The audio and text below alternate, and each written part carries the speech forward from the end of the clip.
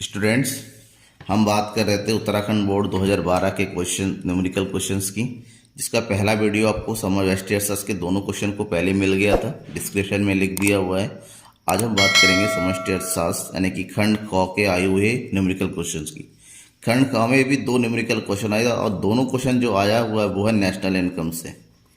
ठीक है, national income का क्वेश्चन है कि राष्ट्रीय ऐसा क्वेश्चन है जिसमें पहला क्वेश्चन है क्वेश्चन नंबर 27 4 मार्क्स का क्वेश्चन था, जिसमें आपको व्यक्तिगत आय तथा व्यय योग आय की गणना करनी है। तो सबसे पहले आप क्वेश्चन को देख लेते हैं, और अगर आप लोगों ने चैनल को सब्सक्राइब नहीं किया तो चैनल को सब्सक्राइब कर लीजिए। इसी तरह जो है बोर्ड एग्जाम्स में आई हुई क्वेश्चन को मैं आपको बताता रहूँगा, जो कि आपके लिए बहुत ज़्यादा इंपॉर्टेंट होगा। ठीक है ना, तो पूरी वीडियो को देखिएगा। सबसे पहला क्वेश्चन है 27, निम्न समंकों से व्यक्तिगत आय तथा व्यय योग आय की गणना कीजिए। समंक दिया हुआ है, मध्य दे रखा है कि रुपए करोड़ में दे रखा है। ठीक है ना, क्वेश्चन आप अपना पास स्क्रीनशॉट कर लीजिए, क्योंकि क्वेश्चन पता करना जरूरी है। उसके बाद अगर आपके पास क्वेश्चन पेपर है तो सामने रख लीजिए।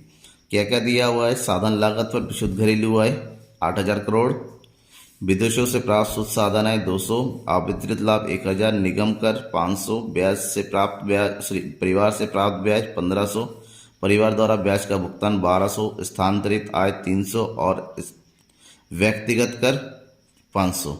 ठीक है ना, तो ये इन्फॉर्मेशन दे रखा है। इस इन्फॉर्मेशन से आपको निकालना क्या है? व्यक्तिगत आय और व्यय योग। कैसे निकालेंगे? तो चलिए हम इसको सॉल्व करते हैं।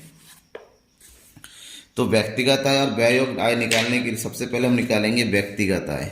ठीक है, व्यक्तिगत आय।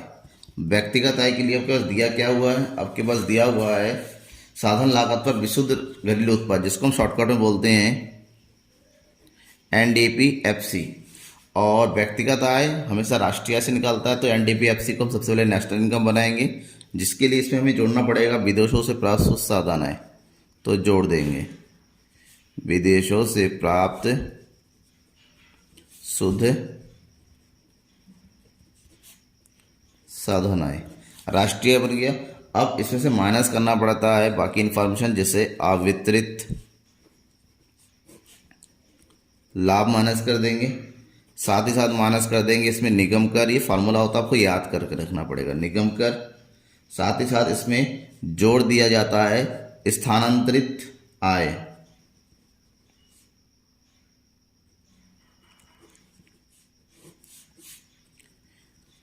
ठीक है, स्थानांतरित आय हमने इसमें जोड़ दिया। अब इसका जो अमाउंट है वो लिखेंगे। व्यक्तिगत आय बराबर NDPFC का अमाउंट दिया हुआ है आपके पास 8,000, विदेशों से प्राप्त शुद्ध साधन आय दिया हुआ है 200, अवितरित लाभ वो दिया हुआ है 1,000, माइनस करना है। ठीक है, और निगम लाभ का माइनस करना है 500, और प्लस करना है आपको स्थानांतरित आय, ये दे रखा है 300। तो जोड़ दीजिए सबको, 8,000, 200 और ये 300 जोड़ का है, तो कितना हो गया? 8,500। जिससे से माइनस करना 1,500, तो टोटल माइनस करेंगे तो कितना बचेगा आपका? 7,000।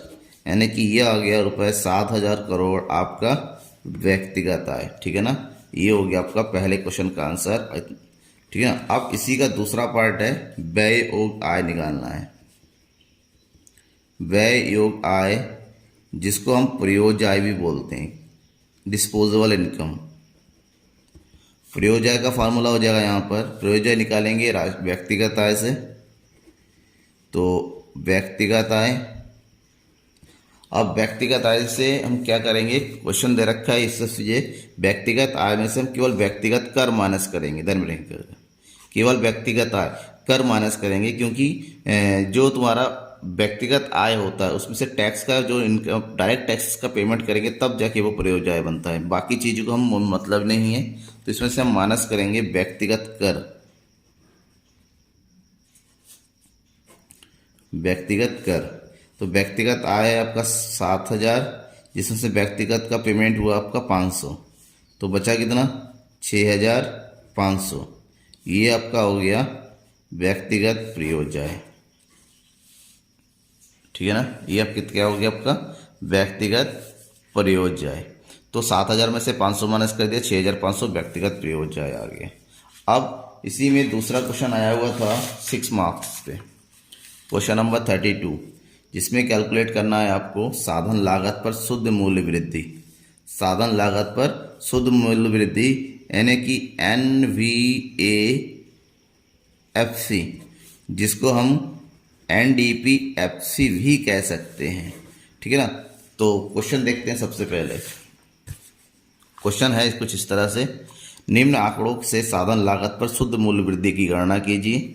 और आंकड़े दिया हुआ मूल्यह्रास, आर्थिक सहायता, विक्रय, निर्यात, अंतिम स्टॉक, प्रारंभिक स्टॉक और मध्यवर्ती क्रय, ठीक है ना। इस इंफॉर्मेशन का यूज़ करेंगे। तो चलिए करते हैं कुल मूल्य वृद्धि। यहाँ पर साधन लागत पर कुल मूल्य वृद्धि यानी कि NVAFC कैलकुलेट करने के लिए सबसे पहले हमें देखना होगा कितना विक्रय किया हुआ है। विक्रय, उसमें हम जोड़ देंगे प्लस स्टॉक में परिवर्तन, जिसमें से हम अंतिम स्टॉक से प्रारंभिक स्टॉक को माइनस कर देते हैं, ठीक है। इसके बाद इसमें हम जोड़ देते हैं आर्थिक सहायता, इसमें फिर से हम जोड़ देंगे निर्यात, फिर हम इसमें से माइनस कर देंगे मध्यवर्ती मूल्य, और लास्ट में क्योंकि हमें शुद्ध चाहिए, शुद्ध लाने के लिए इसमें से माइनस करना पड़ता है मूल्यह्रास। मूल्यह्रास को क्या कर देंगे माइनस। अब इसका अमाउंट लिखिए। विक्रय दिया हुआ है 800, अंतिम स्टॉक 20, प्रारंभिक स्टॉक 50, प्लस आर्थिक सहायता 40, निर्यात है 100, जिसमें से माइनस करना है मध्यवर्ती मूल्य।